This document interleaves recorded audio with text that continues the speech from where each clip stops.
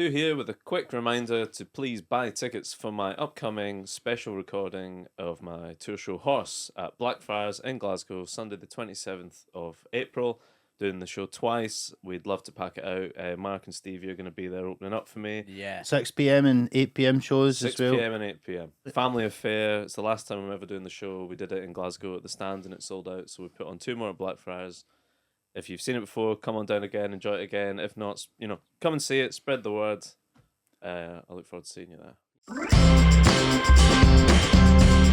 Welcome to the Some Laugh podcast. It could be like, oh, that was some laugh, or there was just some laughs. Some laughs. Well, no promising all laugh. No, there's going to be some. It's some laugh.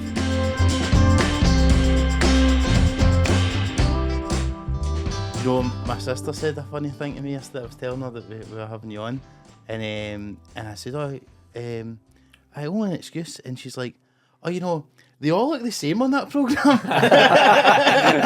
It's like, it's the same guy. And she goes, the guy for 2 doors down. I was like... The makeup woman will not be happy with that. Well, it's funny though, because I actually think it's quite amazing how you transform into, like, see when you're Martin O'Neill or McAvenny or Chick Young or whoever, like, I'm totally believing that is them, and like, actually you're almost kind of like more them than them sometimes. Yeah, a lot of the credit's got our makeup lady is a woman called Jackie Mallet, and who I started to work with in Naked Video, and she's excellent. I mean, the sourcing of wigs and stuff like that is quite a long process, but she was brilliant. Yeah, she was just great. Because I was quite curious about just that, because I've heard you talk about Naked Radio and stuff before, and was that sort of the sort of prototype before Only an Excuse came along then, or? Well, Naked Radio was my introduction into the comedy unit when it was within the BBC.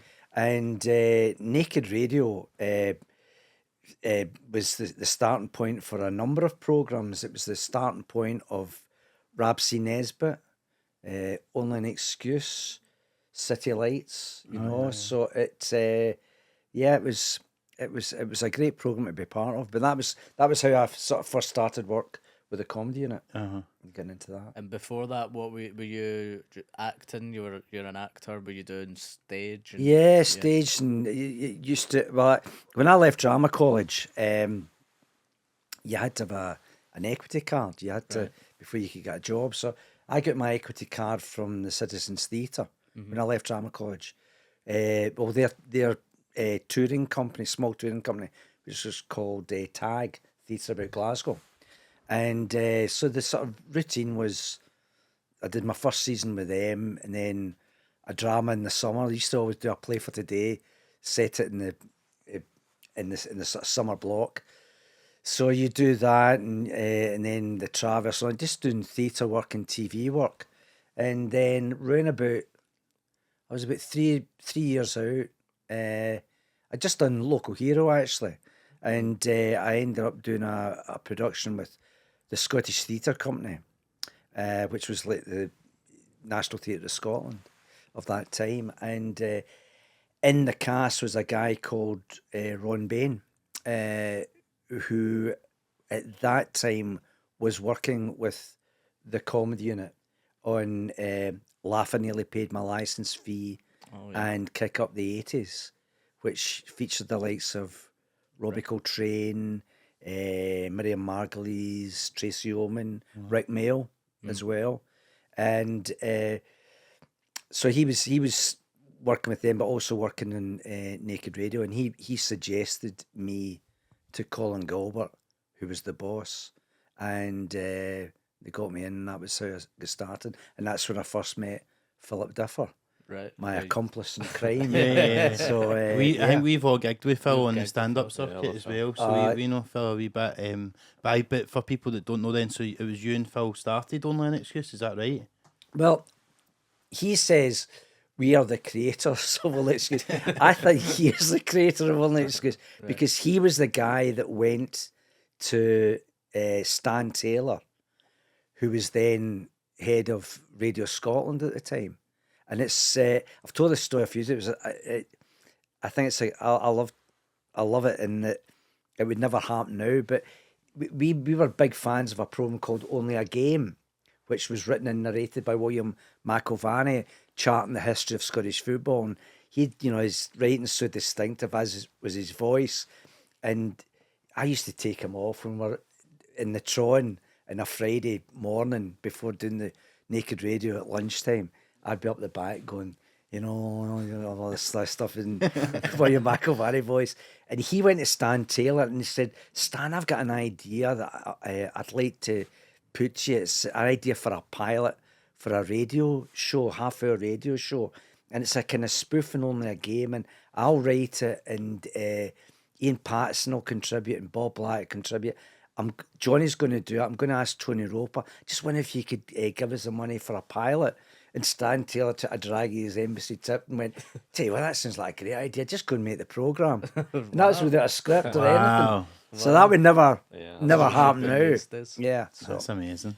yeah. That's great. And you're talking about equity, and that's obviously you need to, you can only have like your own name, or have a name for an equity card. You can't really have nowadays. There's loads of Stephen Buchanans out there, and I'm competing with different people. But then I was googling, I was seeing what you'd done previously, and then there's another Jonathan Watson. It's a director, so I was thinking He's a second AD in the States. Aye, and I was like looking through this, going, "Have you worked with Danny McBride and all these big American people?" I was about to ask you all these questions about that. But... Yeah, he's a second AD. Although I think my name comes up first in IMDb. My name comes up first. Yeah, but I noticed that, and he's on the other side of the camera. This guy. Yeah, I've never met him. So Steve's just toppled a notorious paedophile in America, haven't you? yeah. There's little sideline you've got going, Steve. You haven't told me about. There's a Stephen Buchanan who was he's a paedophile. Right, okay. They get a lot of things written about them online. And what programs has he done? Well, funnily enough, he was caught on a show called To Catch a Predator. So he's got credits. So he does have He has an idea IMDb there. Yeah. It's a hidden camera show where they try and catch predators, And he features in that. and he's in that. So I've got a lot of comments on my videos saying, "Oh, is this the guy from To Catch a Predator? Looks a lot different now and stuff." So that's who I'm competing with. Ah, there you go. No. Sadly, I can't follow that. So But that's interesting about like the radio days and stuff of Only an Excuse, because like I think like for us growing up it was just like already a kind of institution and it was on the telly and all that sort of stuff. But I'd be interested to hear like what it was like doing the radio stuff and transitioning to telly. And also what I didn't know is that he's done loads of live shows, because there's loads of them on YouTube now. Yeah, but I didn't know that he's done them, but they must have been quite fun. Oh, they were great. Yeah, we used to before Ford and Greg did Still Game in the Hydro. We started that out by doing, when Tony was in it, we did the pavilion. We sold the pavilion out for about a fortnight. Wow. I mean, it was absolutely rammed. They were hanging through the rafters, and that was just a few years after we started. Aye. But then, and once Tony left, there's no story. Tony just didn't want to do it anymore. But Philip and I were keen to carry it on, and so we used to, do the King's Theatre, the concert hall, and but absolutely. I mean, we sold I always remember in one of them. Now let me just get this right. I think so it must have been about 25 years ago. My son was just about to be born, and Bill McMurdo, who represents Frank McAvenny, had said to Frank, "I realise these guys are becoming millionaires off your back." I wish. And as a result, there was a photo shoot, and Frank was outside the King's Theatre saying, "I'm going to sue them." It was the best publicity we could have had. We were sold out for a week. But I used to love doing these. I mean, I remember when we used to, you can never top Macca, right? So that was always the last bit. And the closer. And we used to set up. So I would do 20 minutes at the end as Frank McAvenny. And if you look at some of the, there's one YouTube thing, I haven't watched it for long enough, but I always remember there was a woman up the back and she was in agony. with laughter. And you just, and I must have got about 5 minutes out of her. Just this noise that she was making. It was, I loved doing these. They were great. But yeah, a long time ago. But the radio days, when we started out, which, because it's the 40th anniversary next year of the first radio show. But they were such fun to do. You're going to come back for a wee 40th anniversary? I don't know. It's been mentioned to us, but I don't know if there are any plans. I don't know if the BBC are keen to do anything or not, but they might be. I mean, Philip went to the then head of Radio Scotland on our 30th anniversary and said, look, it's the 30th anniversary of One Excuse, and I think, maybe we could offer you something for Radio Scotland, that's where it started out and all that, and it'd be me and Johnny, we'd sit down and we'd shape it for the radio. And he went, nah, it's all right. That was it, dead. Just as easy as you've got it the first time, you get the nod the second time. I know. Vaping the second time makes a difference. That's it, I know. So, I don't know. So I was just going to say that we make a show at the minute on the radio, like a topical sketch show, and Phil is good enough to send us stuff in every week. And it's 40 years later, but every week Phil will still send in 3 pages of anti-Rangers jokes that you could never get. He's doing that. He could never show these to me. They're always just to make us laugh in the office. That's yeah. I would refuse to do them. You see, that's why. So you're saying about like Frank McAvenny and stuff. Did you ever get people who were like took the impressions the wrong way, or they were quite? Well, I'm sure there were. Yeah. I'm sure there were, because, as the saying goes, a good joke is going to hurt somebody. And it is, Yeah. And I think there were a couple of times when people maybe thought you'd taken it too far. Well, we had a sort of way of working it that if we did a joke about somebody and they were to walk in that door right after it, how would we feel? Aye. And if we felt really, really awkward, we wouldn't do it. Yeah. So that was the way of judging it. But no, mostly people took it really, really well. I think that's partly because the sort of dressing room culture is pretty cruel anyway. Aye. Yeah. So, they can take a few jokes Few that... digs. You never get the hairdryer treatment after Alex or anything? No. No, well, this is years and years ago. Before I was married, I was living my own, and I came back from rehearsals one day, and the old-fashioned answer machine, the BT answer machine, and the wee light was going, so there's a message. So I put it on and played, and this voice goes, "Hello, John.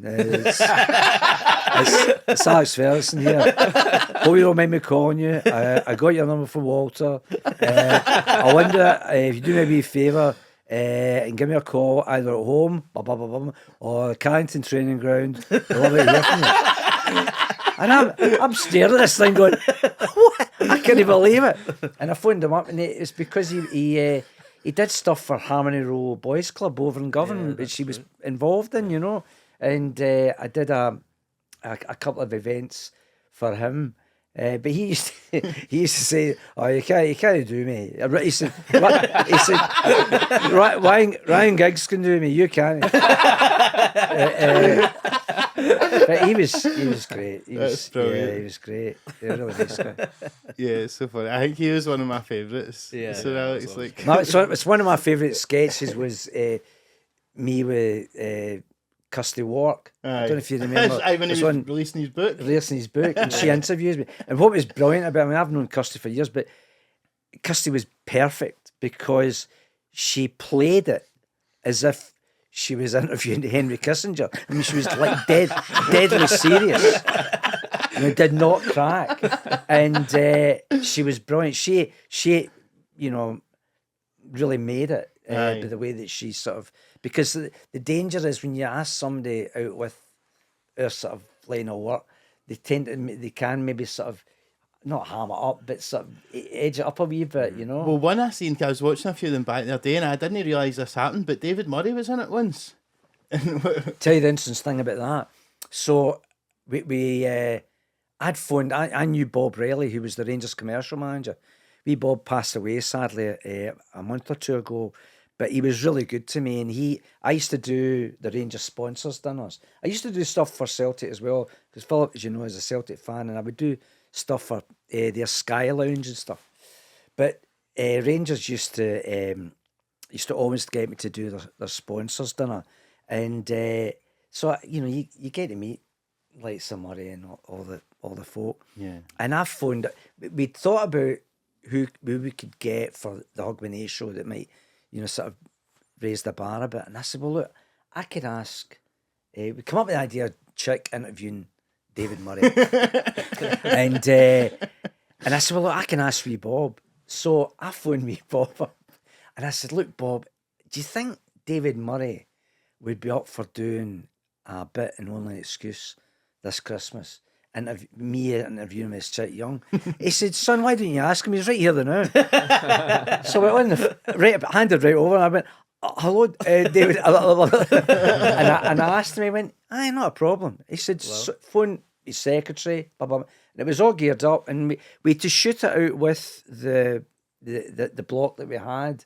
So we get made up. I went in, get made up one morning. We had to drive through in the M8 with the ball cap on it. And we got there, and it was really funny. He couldn't stop laughing. When he started off, he said, so David, that. He couldn't stop laughing, and then he realised that the fact that he kept on stop and starting again was costing money. Aye. He went, what is this? Is it right? Okay. Right after that, he did it dead straight. So he was great though. Aye. Most of the vast majority of the people that we've had involved that guested were great. Yeah, that's brilliant. Yeah, I was an extra in Only an Excuse. were you? Yeah. Whereabouts? It was must have been, so it was in a church or a chapel. And it was, I can't remember the It'd be a church, Stephen. Church. I'm only joking.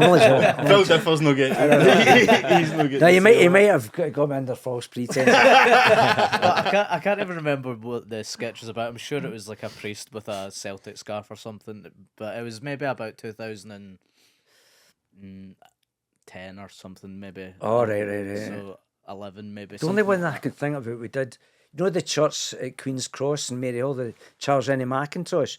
We did gangman style in there, but we were dressed as orangemen. That might have been it. That might have been it. it. Do you know what roughly year that would have been? I've got no idea. No. When I was getting idea. that style came out, probably it would have been it. Oh, Yeah. So it might have been that one actually. Because that would have been it. It was the orangeman instead of Priests, yeah. Yeah. That was with big Jerry McLaughlin, would that be right? Yes. Is that yeah. He was there as well. Did you ever get like? Because we spoke about this briefly, but did you ever get like extras who were a bit overzealous or you were stuck with some of them? Because We did actually once. We were filming some junior club. I can't remember what it was. It was outside of Glasgow, and I had to do this bit as I think I was as McIlvany, and there was this old guy up the back who'd done quite a bit of extra work before, but he was animated to the extent that nobody would be watching me. They'd be watching this guy up the back. And he was like Rolf Harris painting a mural. He was just going off the scale, and he was asked twice or three times to sort of calm it down a wee bit, but eventually Philip had to show him the red card, say, right, get him. He's got to go. trying to upstage you. Because I guess for back then as well, for me, I always fantasized like, oh, if we've got an extra line that maybe you could do it, and why would they go to an extra? Your talent. Yeah. They're not going to Shining ask through. the guy who's ruining the shot, are they? I think sometimes you might think that, oh, this is my big moment, I'm going to overperform here. Oh, well, that might be the case. No, I can't. That was the only occasion when I remember somebody being slightly out of line, but that was fine. See, when it came to like get like kind of nailing a character, like would it often would you feel see if you got because obviously so many kind of like you know Ken Delush with maybe he's aye, maybe he's no, and sort of talking about himself in the third person or very proud and all this kind of stuff. Like, do you think once you kind of got a wee sort of like phrase or something, would that help you kind of get into the sometimes. impression? I mean, it was maybe different for each one, but mostly it was a little phrase that you got. I mean, for instance, with Souness, Aye. I was watching a documentary where he was talking about when he bought Terry Butcher, which was a big thing at the time, you know, because Butcher was leaving Ipswich and then he could have gone to Spurs. And of course, they didn't have European football, so and Rangers had money. That's right. Is that how Rangers had all the players into it? Because there was a ban, English teams were banned in Europe. They were banned in Europe at the time because of the Heysel disaster. That was the impact. But he was talking about him, and he said in the interview, he said he's a better player than I first thought. and when I heard that, I mean, God, that's it. I can. Did he ever say, "Can I just say something here"? Did you ever hear him say that? I don't know. He says it now. He says it now. Yeah. But he's great. Yeah. And obviously you mentioned Chick. Obviously you yourself and Phil and Chick are now doing a new podcast yourselves. Forget the Ball. Forget the Ball. That's right. And I was curious because obviously I know you're good pals with Chick, but like, how does he feel about your impression of him and you nailing his colours to the mast, so to speak? Well, first I should say he actually is a St Mirren fan. He is. I've had a couple of heated arguments about this, trying to convince people that he actually is. But I think he's fine about it. I mean, it certainly raised his profile, which I know that he wouldn't mind. But I think, I used to get it as well. People would go, and I can imagine that would have got in his nerves because it got in mine a wee bit as well. So, but no, he's fine about it. Aye, because it's like I think I'm a Celtic fan, and like so there's always this sort of feeling like they all support them kind of thing, like, and I think that like, the Chick Young sketches were like kind of like so brilliant and sort of thing in that, but. I also just love the stereotypical Celtic and Rangers fans. They're like some of my favourites because the Celtic guy just being pure. It's just he consumes his entire life and he names all his kids after the Lisbon Lions and Sean Lures the third. I used to love doing that character. I used to love doing him, and then the Rangers one. It kind of morphed a wee bit. Tony used to do it. Then when I get the chance to do it, I wanted them to look a wee bit like Draxel, True Romance, you know, the character that Gary Oldman played. So we get dreadlocks, and I get Jackie Malik get the white contact lens. So it looks as if he'd been hit with a baseball bat and said his face. I used to love doing that character. Love it. Did you always impersonate people like when you were young? No more so than people in my line of work. You always find that an actor has got a good impression up their sleeve, and you always sort of impersonate teachers at school and stuff. I think that's probably one of my first, Mr. Dowling, the English teacher. So, what was he like? I used to speak like this. Not unlike Billy McIlvany, but when he belted you, it was really, really sore. That's what I do remember. But so a lot of actors have got good impressions. I mean, Andy Gray used to do Sean Connery. Elaine can do Cilla Black. Everybody's got one up their sleeve. My favourite though is Alex Norton. He does the best James Mason actor from the 50s and 60s. He does the best ever. It's fantastic.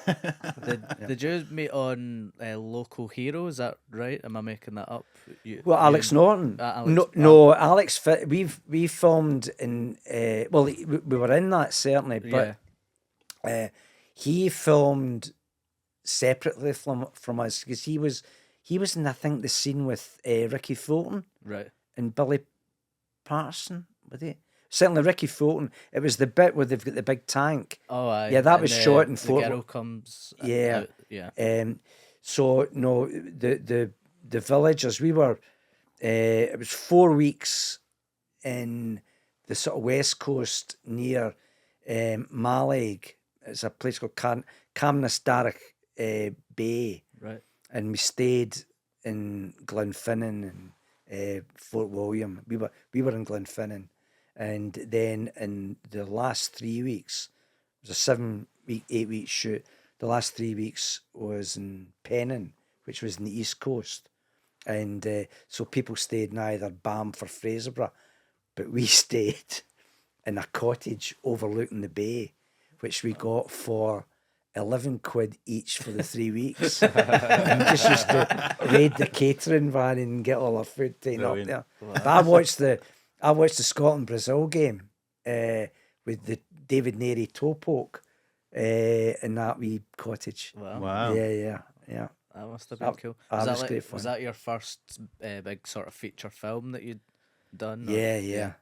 What was that like, that first going in? Because what age were you at the time as well? Oh God, what would you say? I'd be about 25 or something. Right. Yeah, about that. It was great. It was pretty big. I mean, at the time, I maybe didn't appreciate it, but it was a lot bigger than I thought it was. What I do remember is though, which showed it was a big deal, was the first day filming. It was about the only day that it rained, and me and Jimmy Yule were sharing this wee caravan where we get changed, and we're looking out the window of the caravan with the rain lashing against, and Burt Lancaster arrived. And what they done was there was behind the beach, there were sand dunes before the beach, and it was just a field which in the summer the farmer used to rent out for people to camp in and stuff, right? So they'd laid down this massive track so that Burt Lancaster's Daimler could drop him off at his trailer. And everybody kind of stopped work, even all the experienced guys in Lee Electrics from London that had done major movies with huge stars. Everybody stopped, and the door opened, and out Burt Lancaster got. And honestly, the size of him, you think he was going to keep on going up. He was built like a door, and it was. So that was things like that. Yeah. Memories like that are a bit special from it. Yeah, 100%. yeah. And obviously you went on to do Two Doors Down with, well, you didn't meet on set with Alex. Alex and I had worked in something else, I think. Did you ever do the Renford Rejects? He was in that. Oh, was it? He was. I used I that's used who to I love knew the him. Renford That's who I knew him Rejects. for when I was a kid. It was huge. I think Sally's wife was in that as well. Oh, really? But he met a lot of footballers through that program. I can't remember it because I wasn't watching Kids Program that time. But he's told me about it. I didn't know about it, but that was a big deal, wasn't it? There was one storyline I always remember because it was like it was in the thing. He owned a cafe or something. I think they sponsored the team or whatever. And but the cafe was going bust one episode, and then at the end, the solution was that they bought shares in Rangers. Yeah, another scam. David Murray sitting there rubbing his head. I know. Yeah, no, he told me about that. I didn't know about the program. Aye, no, it was massive. Aye. Yeah. But no, we worked together for a lot over the past 12 years or so. And Two Doors Down, such a great cast as well, though, isn't it? We've had Grado on here before as Oh, well. have you and had stuff like Lynch? that. When'd you get out? About 1 o'clock in the morning. All sorts of. He was phoning his dad on live on the podcast. He was waiting. See, sometimes I get landed with him in this settee in Beth and Eric's, and just to give you an idea of what. And this actually happened. So, in some of these scenes, they're like 10 pagers. You know, they're really big chunks, and they take all day to film.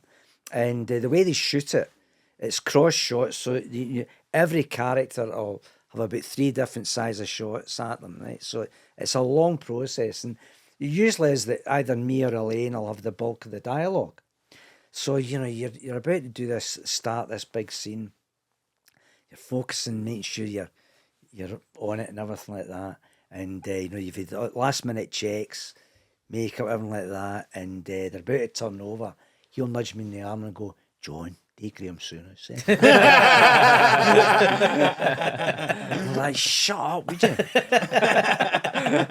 He's a good guy. He's got a cracky around McCoy's, to be fair. He has. He absolutely has. In fact, we got him. We got asked, although we stopped doing Only Excuse a few years ago, we were asked to do a few little sketches for the Euros. Was that the thing you worked on? Yeah, Right. That's it. So, well, you'll know that he contributed. He did. I think he did Ange and His Coisty. Ange was good. His Ange is really. I don't know if the Ange one made the final cut, but Coisty one did. But he does two really good ones. Yeah. Yeah, I think he's the first person to submit material for an actual like recorded TV show just by sending me a WhatsApp voice note. Just like transcribe that. And While he's driving. Yeah, aye, probably. Yeah.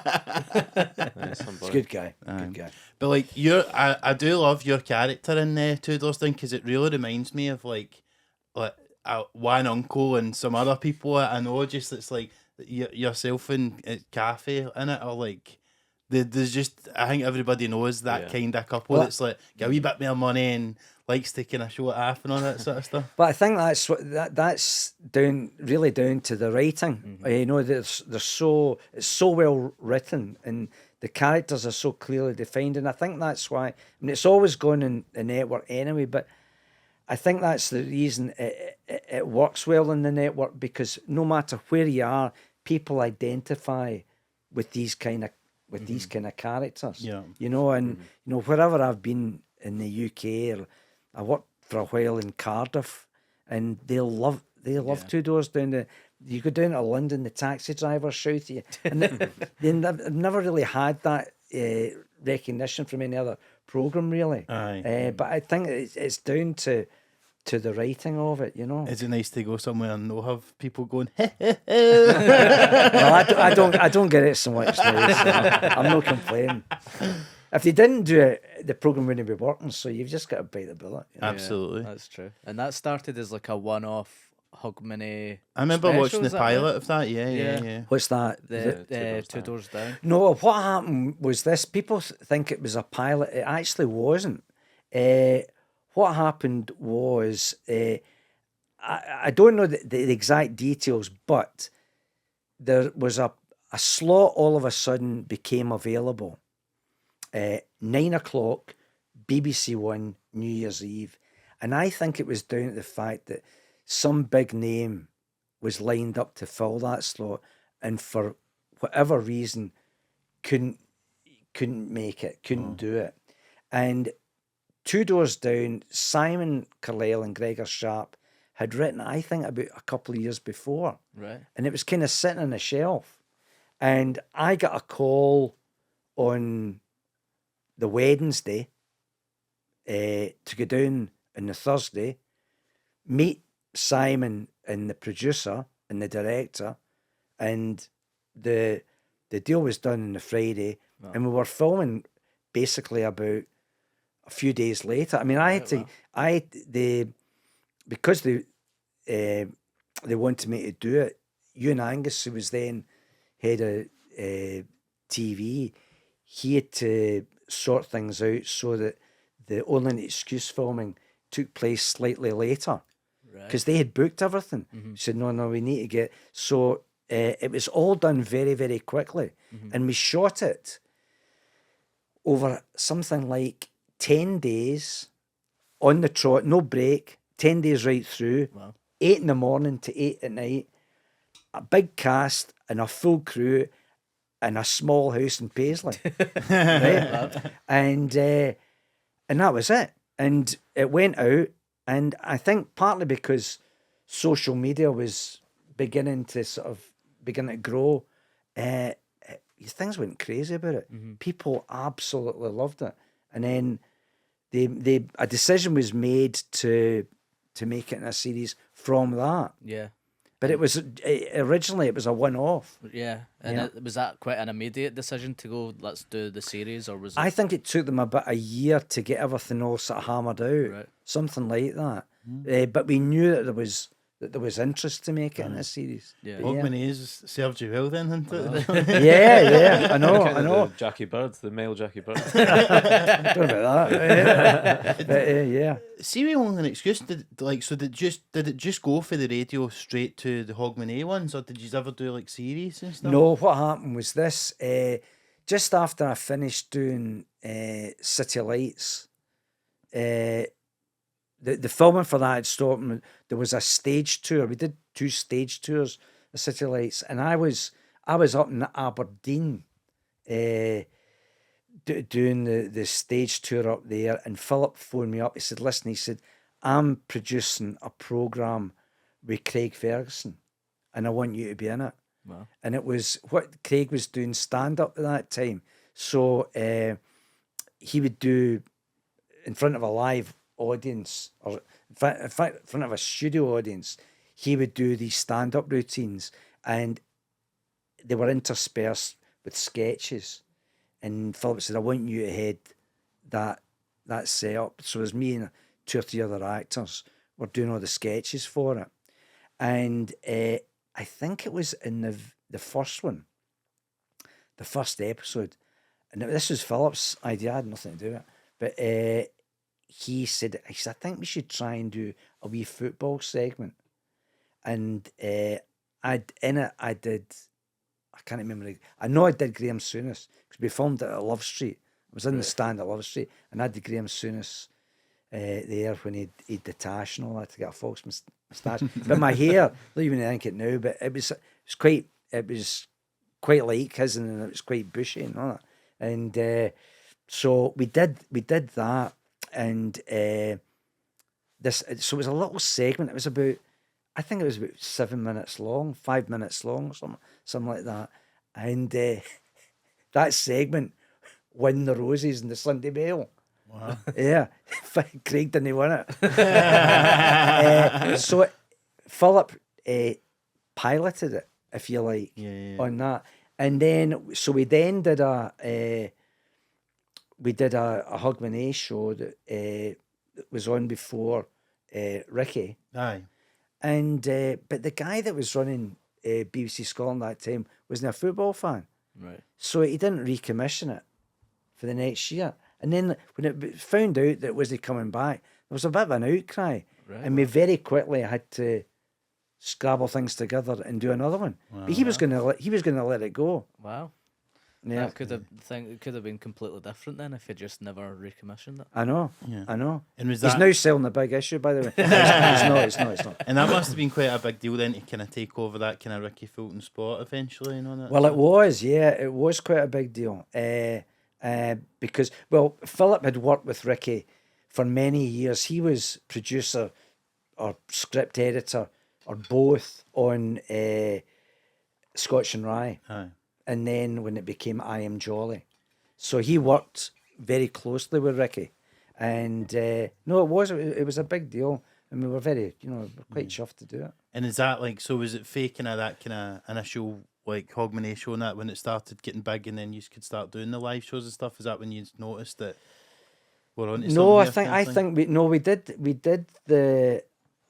the stage shows first. Oh really? I think we did, yeah. We did it as part of Mayfest, which was a sort of little festival. I don't know when it stopped, but for about a week or 2 weeks, there was a whole load of folk would come in and do it. I think I can't remember who used to organise it, but I remember, for instance, Whoopi Goldberg before she was a big name playing the sits, doing a stand up, you know. Uh-huh. And but we were in the sits. We were out in Clydebank at the Singer Factory, which was what had been their dance hall and everything like that. Wildcat had taken it over, and sort of used it as a theatre as well. In fact, I think they used to use it as a soundstage as well. I think Rabsy Nesbitt used to be shot out there for a while, right? As in well. Clydebank? In Clydebank, yeah. All right. I don't know if it'll be there anymore, but it was the Singer recreational bit where they used to go down. I mean, the floor, it was a sprung floor for dancing and stuff like that. Right. And yeah. And you've done also wanted to ask, because one of my my favourite things that you've done was on This Time with Alan Partridge. Aye. And there's one episode, but it's like really funny, your character on that. Thanks. That was something else, yeah. Like, what was it like getting asked to do that? Or was it an audition thing, or? Yeah, well, what happened was the guys that directed, the twins that directed it, I wasn't in the run for it. And Is it the Gibbons brothers? That do Yeah. that? Aye. and they've got the same literary agent as Neil Forsyth, Aye. who wrote Bob Servant. We've and- had Neil on as had well. Neil. Oh, you've had- We're Neil's going great. to ask you about Bob Servant as Yeah. well. So they had bumped into Neil and they said, look, we're having difficulty casting this part. And Neil said, get Johnny to tape it. So I taped it the next day and they offered me the part right away. Brilliant. And it was, it was quite a lot. It was about a 7-page scene, right? And I had it all stuck up in the oven in the fridge, to tape it. And so just before I went down to London to do it, the producer phoned up and he said, look, we might tweak it a wee bit. I said, that's fine. I said, I'm used to that. We changed things with 2 doors to sharpen things up and all that, so that's not a problem. So I went down to film it, and it was the start of a new ep, right? So I wasn't in right away. They were shooting their introduction bit first, and I got there about 9 o'clock or something like that. Went in and looked at the sides, and the whole scene had not only been rewritten, but they changed the character. Okay. Oh my God. And I'm looking at him going, well, there's no point in getting a flusters because nothing you can do about it. Yeah. So, but they came in and they were all apologies. And I said, well, it's fine. It's okay. I was quite cool about it. And they said, well, that's great. Come on in and meet Steve. So I went in and it's this bizarre situation where you've got Alan Partridge coming towards you. And he said, look, I'm so sorry. So we come in here this morning and we're sort of working on it. I said, it's fine. I said, I think it's better than what was there before. He went, great, so do I. He said, right, we'll just do it page by page. And that's what we did. And we finished early. So what? We did, honestly. So what was the character supposed to be? How different Was was it it? always that thing that he would do that noise, the The eh? thing? Was it different before? No, I think that was added to it. He wasn't so much of a wee Neddy character. He was. I think the original thing was his son was in the military, and I think he might even have been killed actually. And this was the father was there, for trying to set up a support group for people in the same situation. So it was completely different. So it was this wee Ned guy, which I have to say wasn't a stretch. And Just look into Barry Ferguson. just looked in the Basel there. So no, but it was. I loved it. It was a couple of days filming, and it was great. Yeah. Was it good working with Steve Coogan? Yeah, it was great. He was. I guess he sort of started off as he used to do loads of impressions and stuff when he was starting He off. still does. Aye, Still aye. does. But he, he didn't know anything about, like that. He wasn't going to go, Johnny did Dennis Law. But he was so focused. Whereas me and Alex Norton will go, what are you having for your lunch? You wouldn't be asking him that. No. Yeah. He was totally focused. But he's a genius. Yeah. He's absolutely brilliant. And I just loved the whole process. Totally focused. And there's hardly ever switches off. Well, I think great. you'd be a part of, and like we mentioned, obviously, as we'd had Neil Forsyth on before, and you were in Bob Servant with Brian Cox. Yeah. And how was that working with him? Oh, he was great. Aye. He was great. He was very, very generous. Very,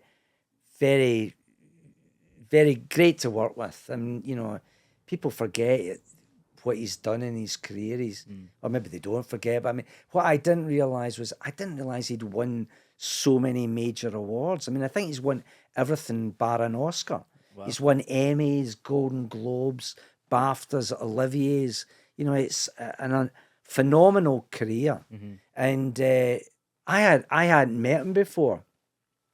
And the read through, it was quite a big deal because he was in it. So there's about, I don't know, there must have been about 50 or 60 folk in the big sort of rehearsal room at Pacific Key across the way. And You know, the cast were going to read 3 scripts.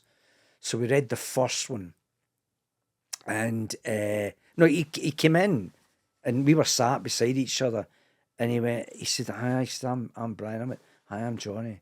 And he sat down and then we're into it, right? And start reading it. And the first script had gone down really well. And he just leaned across to me and he said, hey, you and me, we're going to have some fun. And right away, the pressure just goes, you know, and that is, you know, I've been fortunate enough to do loads of great jobs, but that is one of my favourites. Because, well, if you've had Neil on, you'll know what a fantastic character he is. He's so infectious, so enthusiastic, and it was a joy to go in every day. You know? Brilliant. Did you ask him what you'd have for lunch? Brian Cox. Did I?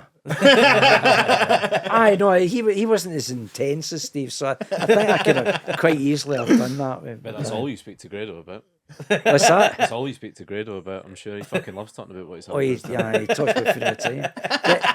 But the likes of with Bob, I mean, me, Brian, and Neil, it's about 13 years ago since we did that, and we still keep in touch. That's you know, so did you ever try and tap him up for a part in Succession or anything? Like? No, but actually he doesn't know this, but I did tape for a part in Succession, but I didn't get it. I know why. That would have been fucking amazing. Well, the same part. The part it was a stretch. I didn't say a word to him about it. He wouldn't have done anything anyway, but I was too young for the part, and the actor that actually got it was bang on because he had to look a lot older than me. Aye. So it was when it was set in Scotland in Dundee.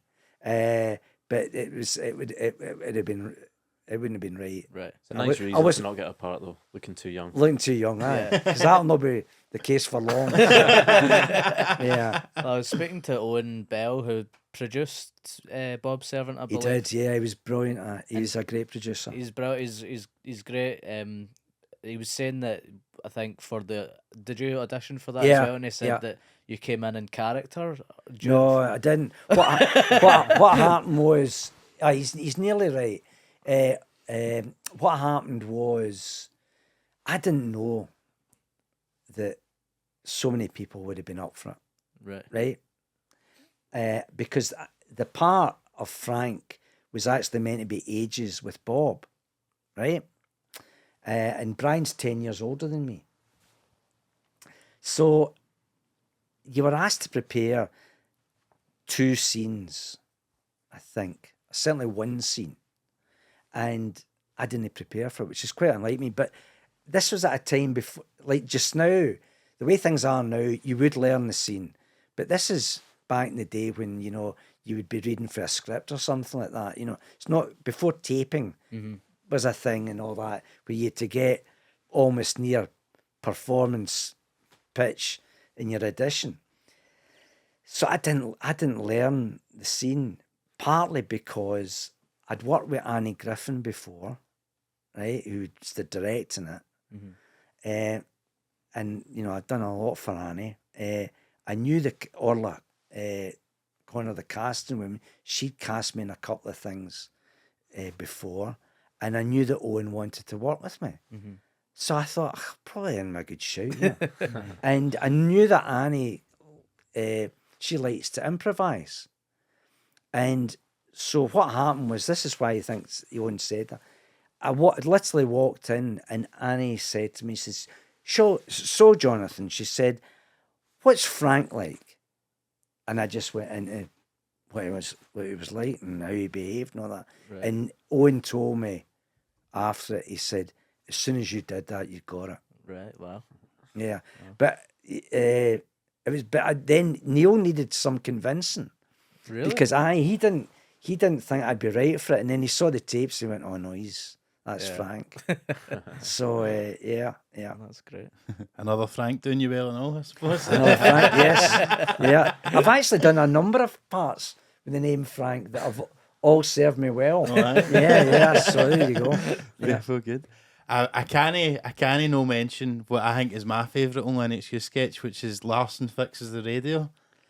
Now somebody mentioned this to me the other day, and I'd forgotten about that. Oh, really? I think it's just the most spot on thing ever. It's he's just like, it's like Rangers, right, score, and Larson scores for Celtic. He smashes the radio, and then it just refixes itself. Well, I think, I don't know, maybe I helped influence that back, because I used to always say to Philip, I remember the house that we stayed in, we had a wee TV up on the wall in the kitchen, and I used to sit at the wee sort of stool that we had on a Saturday watching Sky with the results coming in. And the number of times where Celtic were drawn or getting beat or something, it would just come up like in the 90th minute. Blink, Larson. So maybe that helped. Aye, because you do, like, on YouTube, you see the comments just going, I am a Rangers fan, this is exactly what it was like at the time. But that, to me, that's brilliant. And it's funny, I was thinking, because obviously I mentioned Ferguson earlier on, because there's a few folk that you used to do that went on to different things. Obviously, Barry being one of them. He's a wee bit more media trained these days now because he's been on the radio and stuff, doesn't he? So yeah, I think he's excellent in handling the media. He's very honest. Yeah. Which so maybe it's through working with Paul Cooney and the guys at is it Go Radio? I think, so maybe he has picked up. I was stuff annoyed like that he never took Grado as his assistant manager. He's in there, no? Grado doing an impression of Ali McCoy. Yeah. No, you don't want that. The other one that's and it is an interesting. The only reason I knew who this guy was initially was because of your impression of him, but obviously he's went on to an interesting career. Neil Oliver these days. Oh God, yeah, we used to film his stuff up at Mugduck, the castle up there. Yeah. That's right. Yeah. I don't know what is he not. He courted with controversy fairly recently. Kind of anti-COVID GB News guy these days. The sketches have a different tenor, I think, these days. Yeah, I think so. Yeah. Oh God, right. The other one I was thinking as well, like, what was it like for you, right? See when Charlie Nicholas done that Specsavers thing with Jeff Sterling, you know how when it was like I never saw that. You never seen it? No. That's just a sketch. Because that's like beyond parody I have never seen this. Really? No. Charlie was one of my favourites. I used to do him. And actually, I know him. And he was always fine about it, but I'm sure he was raging. Yeah. No, I didn't know about that one. Oh, that is an absolute topper, isn't it? Because it's just him trying to come back. And it's just terrible. Yeah. Have you still not seen the video? No. Should we show you it now? Watch that. No, it's okay. No, right. Instant react. I feel bad about it. that him and Jim White. It must have been weird because you're doing both parts. So how would you film those ones when it was Jim and Charlie? Would you? I did split screen. Yeah. So I do all the Jim White stuff, and then go and get changed, come back, get the stud earring in. And then I do Charlie. I used to love doing these though. They were great. I used to have. I think my ringtone was actually you doing Jim White. I recorded it off the TV on my phone and used it as a ringtone. It was saying what? Jim White here. Fancy winning a car? No, let's talk football. Jim's he's quite a character. Yeah. Great fun to do. And I heard, obviously, like I know you've spoke about this on a few pods, but and obviously, like, his Dennis Law passed away recently, but you had a brilliant story about him. Okay, I get loads of stories about him, but yeah, we touched on it in the podcast we just recorded last week. I think Chick was quite keen me mention, but it's the right thing to do when somebody passes away. You should pull back from it. I mean, one of the ones I used to love doing was Tommy Burns, but I wouldn't dream of doing anything like that, given, how tragic it was that he was taken so young. Absolutely. So I wouldn't dream of doing any of these. And I still kind of feel the same about Dennis, because I'm not as convinced as Chick certainly was that the family would I think it's your stance on it's pretty appropriate, I would say. But but the thing about him, a meeting you or something, was it Chick that set that up or something? Well, he did. What happened was, we kind of touched on it in the podcast. What happened was I was across in Genoa, with staying with the Rabsy Nesbitt crew, because I had got the three tickets for the games, 2 in Genoa and 1 in Turin, but I had nobody to go with. Is this Italia 90? Italia 90. And so they were out filming all day. And so I phoned Chick up. I said, look, I've got nothing to do. Can I come? They were across the place that we were at. It was a place called Perlier, which you wouldn't be going to for your holidays, right? It was on the coast, certainly. But it was like Cardonald by the sea. And the place that they were staying was Rapallo, which was just round from Portofino. It was lovely, you know. So I said, look, what are you up? He said, look, why didn't you come? Stay with us. All the BBC crew were there. I knew all the guys that were there. Stay with us for a couple of days. He said, I'm filming in the middle of Genoa. And there's a sort of famous statue, a Christopher Columbus statue in the centre. He said, I'll meet you there tomorrow at lunchtime. And that's what I did. My wee bag, my pyjamas, my toothbrush. And I ended up, they had something to film on the way back to Rapallo. And I said to him, I said, well, I get to see Dennis Law. And he went, no. He said, Dennis is filming in Milan. So I went, right, okay. And but he said, look, he said, Reporting Scotland were wondering if you would do a wee interview. And I said, it's no problem. So set up to do it and camera. And I knew everybody that was there. Right? So I'm doing it. And I could see folks sort of going behind the camera with this mad sort of grit. They all get mad grins in their face. You know? Dougie Donnelly and Dougie Wernham and all these folk were there. And sure enough, I was getting to the punchline of a story, and Dennis came up behind me, smacked me in the head. What are you doing my voice? and that was it. That was the first time I met him. That's amazing. Yeah. But I met him the last time I saw him. I was very kindly invited to a dinner before he was made a Freeman of Aberdeen, and I was asked to say a few words, and that was a real privilege, and absolutely, because he was, I mean, you guys all know, remember, he was like the greatest, you know. He was fantastic, you know. I mean, I'm a huge fan of Ken Douglas, but I think even Kenny would say, I mean, Dennis was, you know, he was one of the first names in the team sheet when they used to do Rest of the Worlds.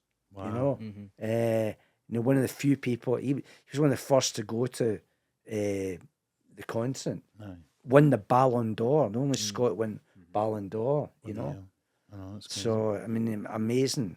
But just great to sort of meet people like that. Yeah. Absolutely. Yeah. It must have been a great way in to meet all these folk that are, like, you know, so revered in Scottish football and all that stuff. It was actually, and it was actually, I mean, I was a bit of a fan. You know, you're a bit sort of starstruck, if you like, but because I mean, like Souness is quite an intimidating character, but he's like he's like a movie star. He is. Yeah. I mean, he's got that aura about him. He had the dash as well in the 80s, didn't he? Yeah. Tom Selleck. Exactly.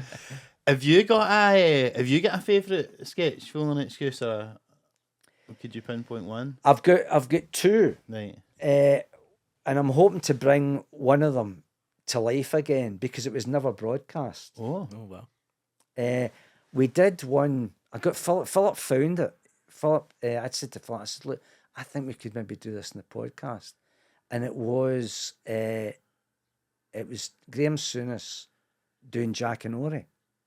And it was inspired by when they I mean, I'm that old, I can remember the first Jack and Ori with Lee Montague, the actor, but they rebooted it and they got what's his name? Is it Tom? Is it not Tom Brady? He's a American. What's the guy? What's the guy that was in Tom Hardy. No. Tom Hardy. They got Tom Hardy to reboot Jack and Ori. And I was really good actually. And I said, wouldn't it be great if we tried something soon? So we did Souness, and it was honestly, it was great. And the BBC wouldn't let us put it out. Why was that? I don't know. That used to always happen. Only excuse. Our favourite sketch was always pulled for some reason. Really? So that was one of the ones, but that was number 2. But my favourite would probably be Frank McAvenny at the filling station. With Tom Ury said pump 2, and I go, no, yeah, but I'm doing my best. Because I did Frank's podcast, Macca's podcast. Yeah. And we talked about this, and he said, what happened to me? He said, I was at some do. And the dad of one of the girls came up and went, that was my daughter, by the way. That was my daughter. As if, it was him. You mentioned earlier on about when you're before you're married and that. Did you ever go with the McAvenny wig and all that and try and didn't need it, Mark. Didn't need it. Yeah. Brilliant. Well, I think McAvenny as a closer is as true for this as anything. So, Jonathan, thank you so much for joining us, and highly recommended new podcast. Forget the Ball with yourself, Phil Difford, and Chick Young. Yes, the real Chick Young. The real Chick Young. Although I do enjoy when you still occasionally do his voice. The table's big enough so you can't clip me. Listen, thanks very much for having me on. No, thank you so much. You. And just before we go, obviously just remember to like and subscribe as ever. Give us a 5-star review on Apple Podcasts and Spotify, and you can send any question you've got to our email address, which is somewhatpod@gmail.com. But thanks a lot for tuning in, guys, and I'll speak to you very soon.